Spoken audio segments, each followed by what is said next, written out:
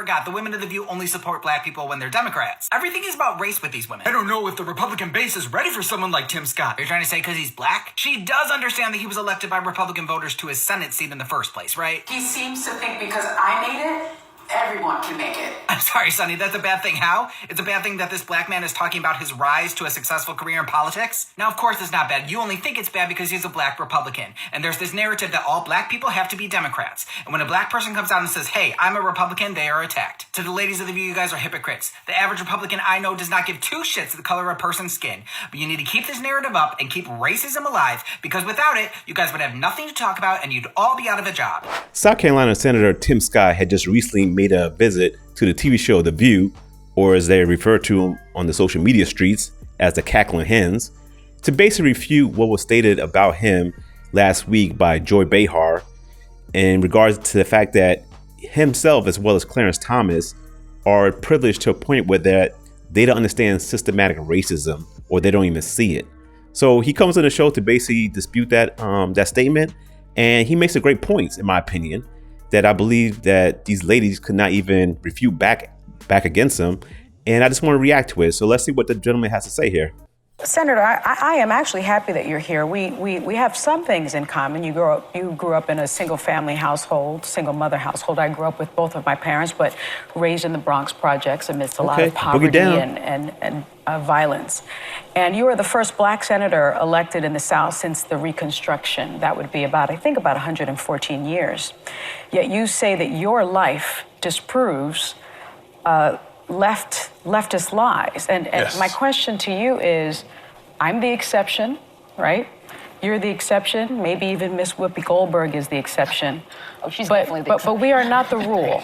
And so when it comes to racial inequality, it persists in 5 core aspects of life in the U.S. Economics, education, healthcare, criminal justice, and housing. At nearly every turn, these achievements were fought, threatened, and erased, most often by white violence. Okay, first of all, she mentioned 5 things: housing, economics, healthcare, criminal justice, and education. Okay, those are very 5 important things in order to succeed in a society, of course, especially in this American society. However, those 5 things are basically pretty much corrected once you have a strong family, and also when you have a strong belief system. Those things are easily corrected. And I think that's the reason why black folks in America as a whole, on a macro scale as opposed to a micro scale, are failing in America, because we don't have a strong family system as we did about 100 years ago. I mean, to think about it, if you have a strong family system, you're able to provide, you're able to have access to the education you need due to the fact that people are supporting you. And through support, you have housing. Through that support, you're able to take care of yourself from a health standpoint. And when you have people around you keeping you accountable, you tend to not really do a lot of criminal behaviors. So a lot of that stuff comes down to family as opposed to what the government can do for you. You have indicated that you don't believe in systemic racism. What is your definition of systemic racism? Let me answer the... Well, first of all, I'd like to know what is her definition of systematic racism. That's what I'd like to know first. That's the main question. Question that you've answered. Or does it even exist in your mind? Let me answer the question this way. One of the things I think about, and one of the reasons why I'm on the show, is because of the comments that were made, frankly, on this show, that the only way for a young African... Notice that Joy Behar, the person that made the comments, not even there, suspiciously. American kid to be successful in this country is to be the exception and not the rule. That is a dangerous, offensive, disgusting message to send to our young people today, that the only way to succeed is by being the exception. I will tell you that if my life is the exception, I can't imagine. But it is. But it's not, actually. It's been 114 years. Yeah, so. No, see, what she's missing is that he said his life. He's not talking about what he has just accomplished as a senator. I mean, the fact that he's a senator for about, I think, like 2 decades, yes, that is very exceptional, because that's rare. I mean, that's very exceptional even for a white person, regardless of race. That is a very exceptional accomplishment. But he's talking more about his life, more about his upbringing, his environment, things of that nature. And she's basically just overlooking that and just looking at the fact that, he's a successful black man. So the fact of the matter is we've had an African-American president, African-American vice president. We've had 2 African-Americans to be secretaries of the state. In my home city, the police chief is an African-American who's now running for mayor. The head of the highway patrol for South Carolina is an African-American. Still exceptions. In 1975, there was about 15% employment in the African-American community for the first time in the history of the country. It's under 5%. 40% homelessness. And 50% of African-Americans 50% of the folks in our community get 13% of the population. You have a chance to ask the question. So if you talk about 40% of homelessness are by African Americans, although we're 13% of the population. And I think that's why they go with the whole systematic racism, because obviously there's no laws in the books or through legislation to hold back a person based on race, because obviously that's illegal. But I see that what she's going to expound on is that it seems like she's saying systematic racism is basically when there's like a high gap or disparity in success or in wealth or in education between Black people or minorities and white people. And if she's going to use that, then she has to dig deeper to find out the reasons behind those big disparities, especially when it comes to wealth, education, housing, and things of that nature, as opposed to just, cloak it under the umbrella of systematic racism. And I know that I've watched you on the show that you like people to be deferential and respectful, so I'm going to do the same thing. True. So here's what I'm going to suggest. I'm going to suggest the fact of the matter is that progress in America is palpable. It can be measured in generations. I look back at the fact that my grandfather, born in 1921 in Sally, South Carolina, when he was on a sidewalk, a white person was coming, he had to step off and not make eye contact. That man believed then, with some doubt now, in the goodness of America, because he believed that having faith in God, faith in himself, and faith in what the future could hold for his kids would unleash opportunities in ways that you cannot imagine. Every kid today can just change the stations and see how much progress has been made in this country.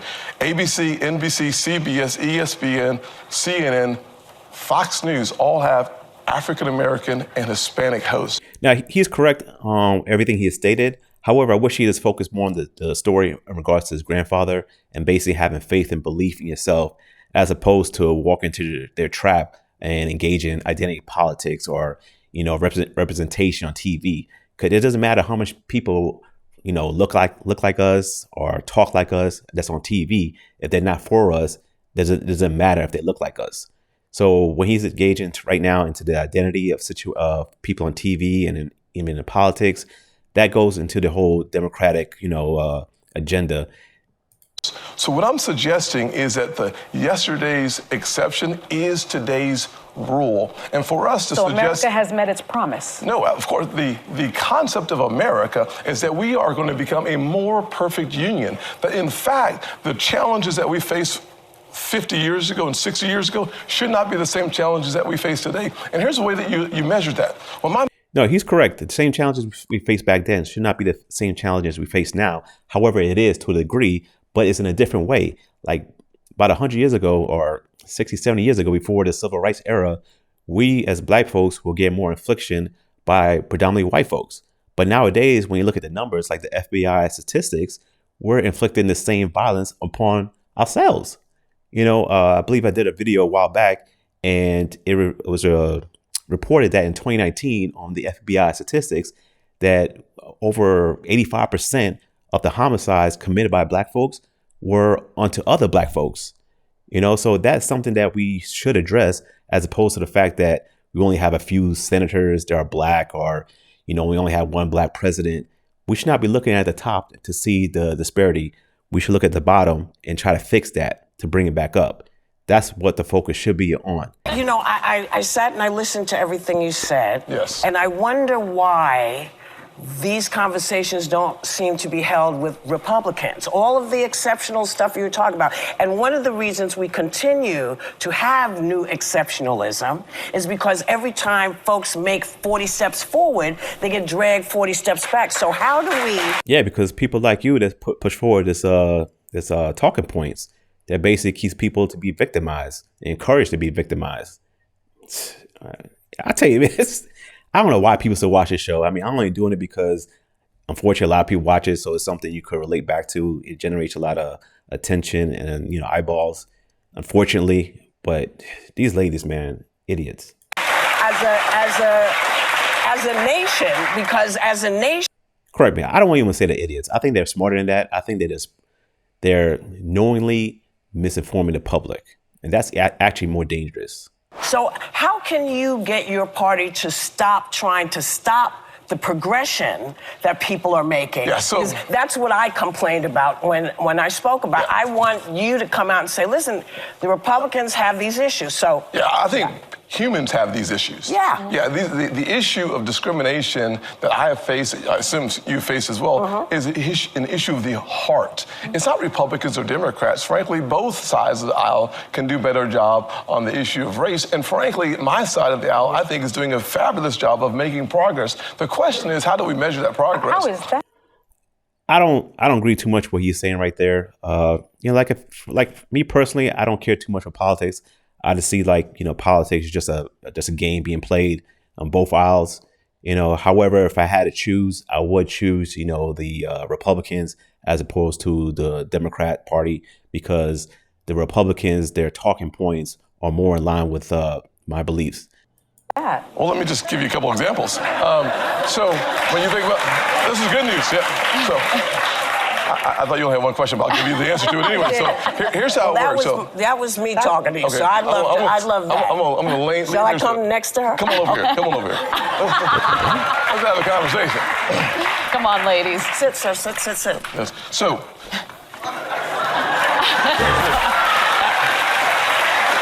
Let me give you a couple short answers, as I was just talking with Anna about the fact that... Yeah, your back looks pretty damn good from here. That could mean so many different things. With this day and age, with LGBTQ stuff, I don't know what that means.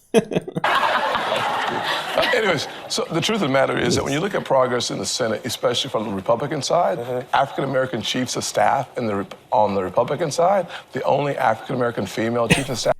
Look how Sonny Whoopi are looking at him. Especially Sonny. She's looking at him like he's an extinct animal. Like he's an alien. Like wow, they made these black Republican senators? Wow. Let's look at her face. This lady looking batshit crazy.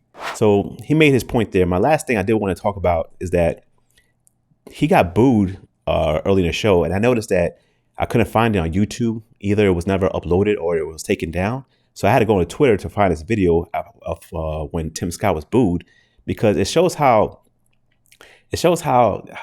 sickening the crowd is. Because you find out what he was booed for, you'll see what I'm talking about.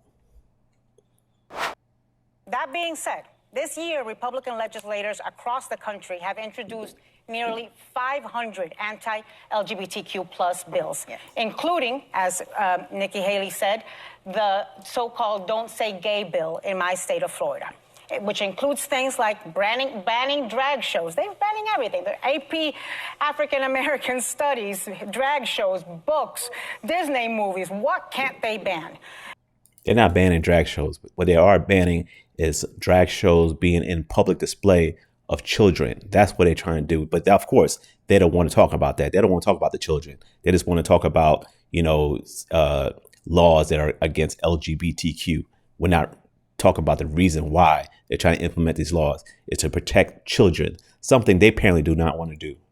Month we are celebrating Happy Pride, everybody. And so a lot of Republicans tell me Ron DeSantis has gone too far. Republicans are going too far on this issue. Do you think Republicans are going too far? Well, I don't think that Republicans are going too far on some of the issues that you're underlining. And the truth of the matter is that when you look at what's gone too far in the corporate culture is, in my opinion, the radical left making decisions to take stands against issues like the Georgia state election law. You think Disney is the radical left? Well, I'm talking about... Do you think Disney is radical left? Well, I think Disney and Ronnie have been in... Have you seen the things Disney is trying to do? Basically, I think the last thing I saw, they had like a gay or a transvestite, whatever. I don't know what it was, but it was a transgender man trying to invite little girls into a castle or something like that. It was all over YouTube. I mean, it's sickening. And the fact that she's trying to avoid this, when I know she knows, but it just shows how, it just basically shows how deleterious our society is and how our media is to us. It really does. in a combat zone for a number of months over what I thought was the right issue as it relates to our young kids and what they're being indoctrinated with. I thought he started off on the right foot on that issue. Hear that? That being said. Now look, that's when the video basically ended. And then Whoopi basically told the crowd that we're not going to boo. That's not what we do here on our show. But the fact that they booed him for basically supporting Ron DeSantis and Ron DeSantis passing it was not called the Don't Say Gay bill. It's called the Parental Rights in Education. The fact that he's basically was supporting him on that and they booed him, that's basically to show that our society, well, I don't want to say our society, but these people based in the crowd, they're basically listening to the stuff that's being spewed on The View.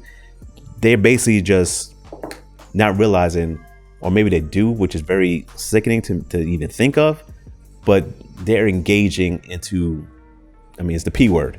I don't know if you can say on YouTube, but it's the P word. And they're okay with that. And also the G word, rhymes with vroom. Because they're basically saying that this trumps, the whole LGBTQ stuff trumps parental rights. And that's why you guys stop calling it Don't Say Gay bill. Call it the Parental Rights in Education. Parents should have more rights in education than the whole LGBTQ issue being pushed.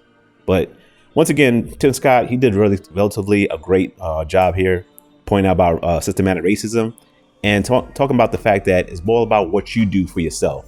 Because as Black folks in America, we're not going to make it unless we push ourselves. So there you go. So let me know what you think. Leave comments in somewhere below, and see you on the next video.